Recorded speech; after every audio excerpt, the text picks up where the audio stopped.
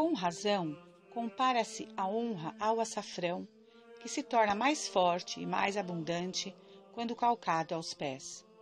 Uma pessoa que tem vaidade de sua beleza, perde-lhe a glória, e outra que pouco se dá disso, aumenta-lhe o brilho. A ciência que nos enche de nós mesmos desonra e degenera numa ridícula pedanteria.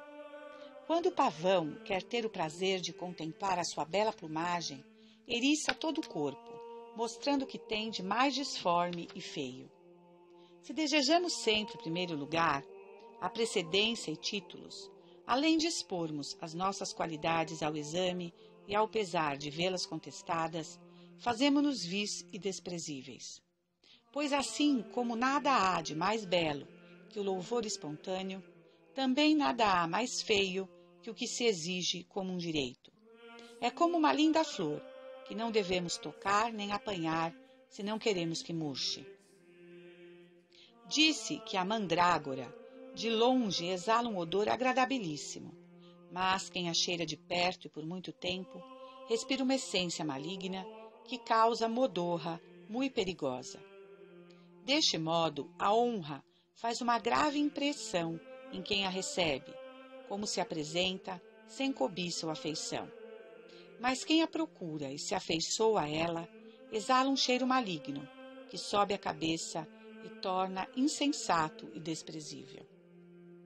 O amor e o desejo da virtude começam a nos fazer virtuosos, mas a paixão e a cobiça da glória começam a nos fazer desprezados. As almas grandes não se entretêm com essas bagatelas de primazia, distinções e cumprimentos. Disso só se ocupam os espíritos mesquinhos e ociosos, aquelas empregam o seu tempo em coisas mais nobres. Quem pode fazer um rico comércio de pérolas não faz caso das conchinhas. Assim, quem se entrega à prática das virtudes não tem desejos dessas manifestações de apreço. É verdade que todos podem conservar o seu posto honroso sem ofender a humildade, contanto que o façam sem afetação e contenda. Pois como os que trazem, do Peru, navios carregados de ouro e prata, trazem também macacos e papagaios, porque o frete é tão insignificante como a carga, assim os que cultivam a virtude podem receber as honras que lhes são devidas, contanto que não exijam muita atenção e cuidado, e que as inquietações ordinariamente anexas não encham a alma de seu peso. É de notar, no entanto, que não falo aqui das dignidades públicas e direitos particulares, cuja conservação ou perda podem ter consequências importantes. Numa palavra, cada um deve conservar o que lhe compete, mas com discrição, entre o interesse e a caridade, entre as regras da prudência e as medidas da honestidade. Capítulo 5. A humildade interior é a mais perfeita. Desejarás, Filoteia, que te introduza ainda mais na prática da humildade. Esse desejo merece o meu aplauso e eu o quero satisfazer, pois o que tenho dito até agora há mais prudência que humildade. Encontram-se pessoas que nunca querem prestar atenção às graças particulares que Deus lhes faz, temerosas que seu coração, enchendo-se de uma vã complacência, não dê toda a glória a Deus. É falso temor e um verdadeiro erro. Pois desde que a consideração dos benefícios de Deus é um meio eficacíssimo de amá-lo, assim diz o doutor Angélico, quanto mais o conhecemos, tanto mais o amamos. Mas, sendo nosso coração mais sensível às graças particulares que aos benefícios gerais, é exatamente sobre aquelas graças que devemos refletir. Nada é tão próprio para nos humilhar ante a misericórdia de Deus que a multidão de suas graças e a multidão dos nossos pecados ante a sua justiça. Consideremos com muita atenção o que Deus fez por nós e o que nós fizemos contra Ele. Ao passo que examinamos os nossos pecados um por um, examinamos também as graças que Deus nos concedeu. E já não há que temer que este conhecimento nos ensoberbeça, se refletimos que não temos nada de bom em nós. Porventura as bestas de carga não permanecem animais grosseiros e brutos, embora caminhem carregados de trastes preciosos e perfumados de um príncipe? Que temos nós de bom que não tenhamos recebido? E se o temos recebido, por que nos gloriamos disso? Ao contrário, a viva consideração das graças de Deus nos torna humildes, porque o conhecimento de um benefício produz naturalmente o seu reconhecimento.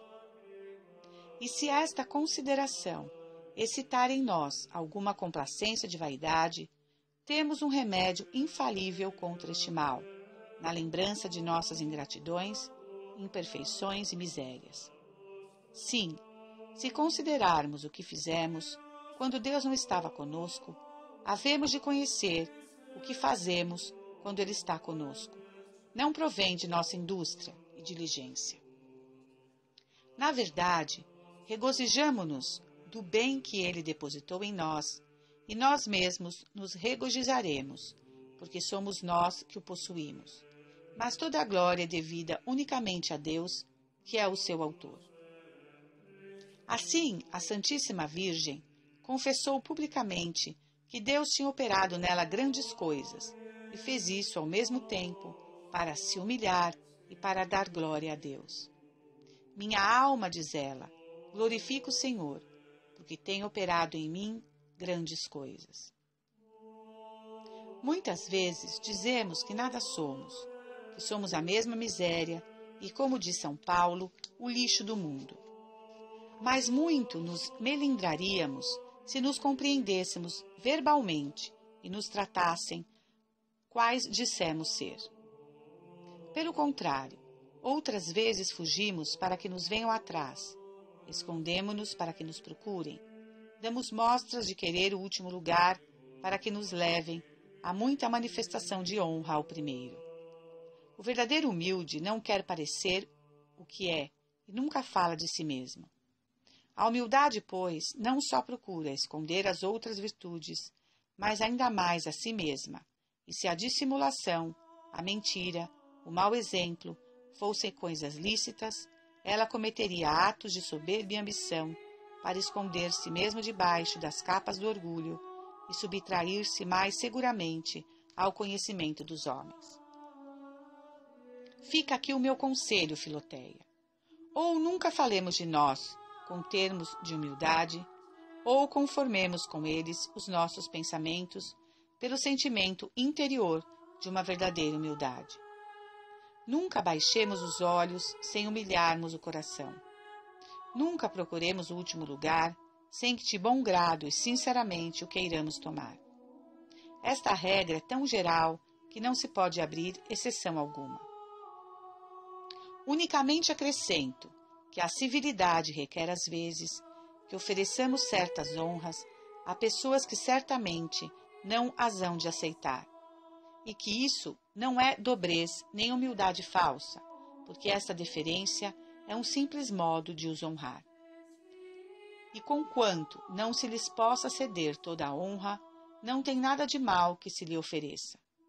Digo mesmo de certas expressões de acatamento, que não são inteiramente segundo as regras rigorosas das verdades, mas também não lhes são contrárias, contanto que se tem um desejo sincero de honrar as pessoas com quem se fala.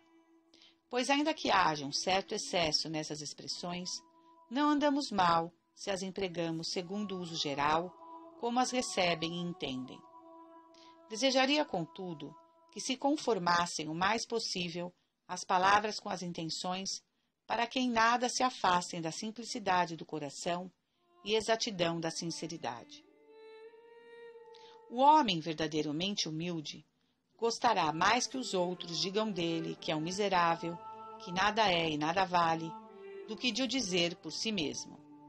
Ao menos, se sabe que falam assim dele, sofre com paciência, e como está persuadido que é verdade o que dizem, facilmente se conforma com esses juízos, aliás, iguais aos seus. Dizem muitos que deixam a oração mental para os perfeitos e que se acham indignos de fazê-la. Outros protestam que não comungam muitas vezes porque não se sentem com a pureza da alma requerida. Outros ainda dizem que temem profanar a devoção, habituando-se a ela por causa de suas misérias e fragilidades.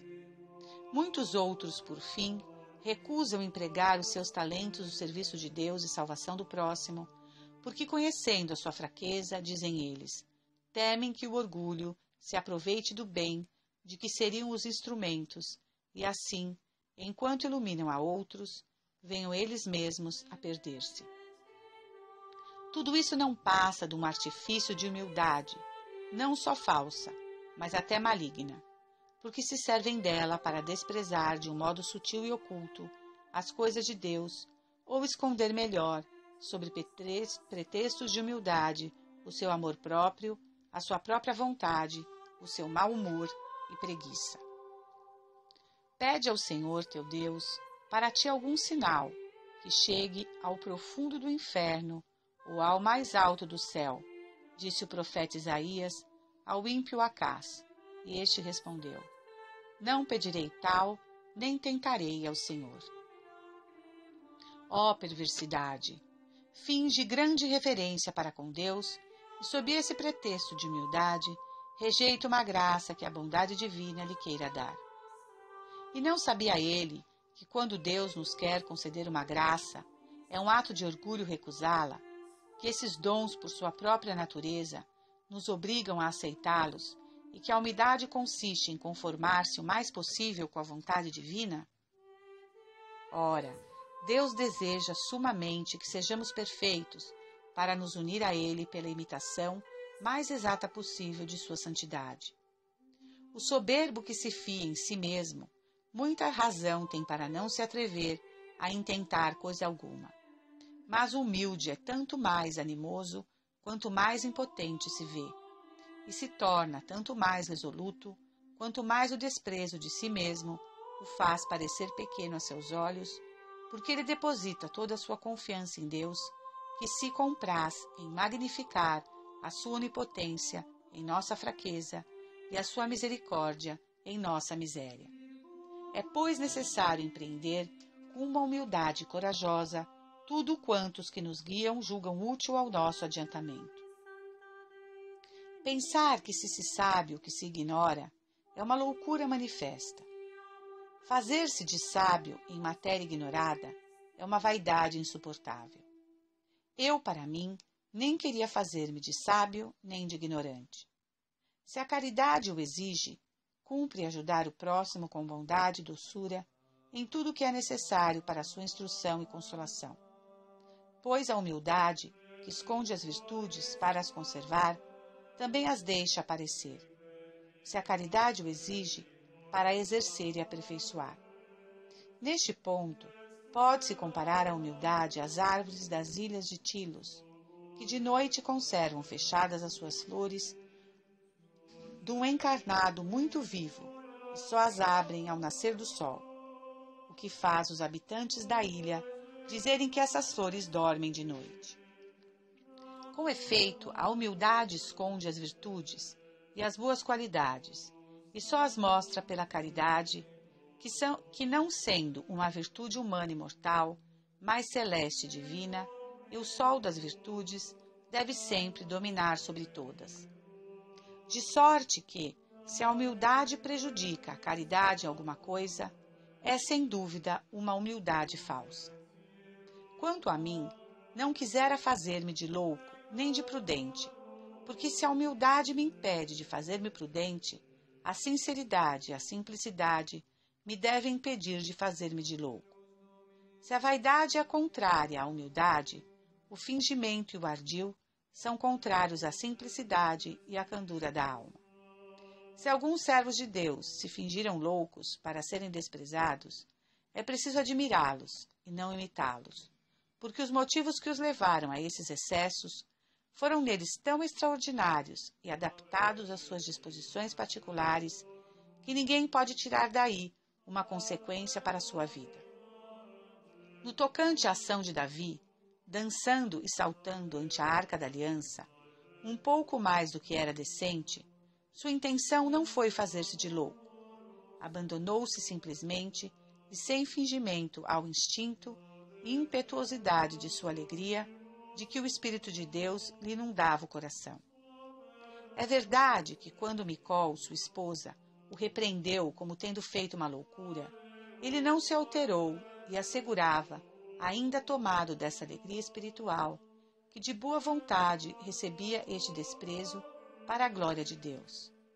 Assim, se por ações que têm um cunho ingênuo, de verdadeira devoção, todo o mundo te tiver na conta de vil, abjeto ou extravagante, a humildade te fará achar alegria neste opróbrio precioso, cujo princípio e causa não és tu que o sofrerás, mas aquele donde ele vier.